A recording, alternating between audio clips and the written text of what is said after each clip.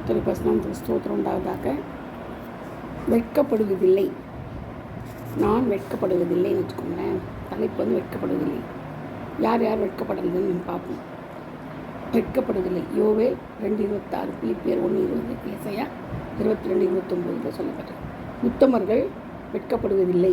சங்கீதம் 37:18-19. கர்த்தருடைய துணையை பெற்றவன் வெட்கப்படுவதில்லை. ஏசாயா 50:7. இயேசு கிறிஸ்துவை நிலைத்திருக்கிறவன் வெட்கப்படுவதில்லை. 1 யோவான் 2:28 சொல்லப்பட்டது. இயேசு கிறிஸ்துவினிடத்தில் விசுவாசமாக இருக்கிறவன் எப்போ வெட்கப்படுவதில்லை. அவர்கிட்ட விசுவாசமாக இருந்தால் வெட்கப்படுவானா? படவே மாட்டான்.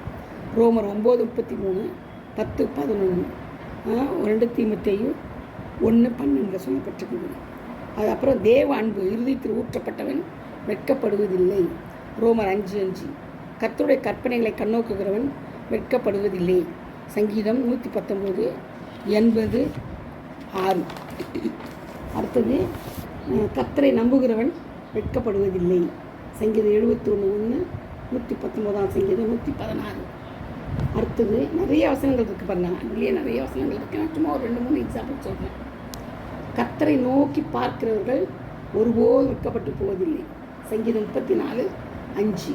கர்த்தருக்கு காத்து இருக்கிறவர்கள் வெட்கப்பட்டு போவதில்லை. கர்த்தருக்கு காத்து என்ன பண்ணுவாங்க? புது பலன் அடைவாங்கன்னு சொல்லப்பட்டிருக்கு. அந்த மாதிரி கர்த்தருக்கு காத்திருக்கிறவர்கள் ஒருபோதும் வெட்கப்படுவதில்லை. ஏசாயா 49:23, சங்கீதம் 25:3.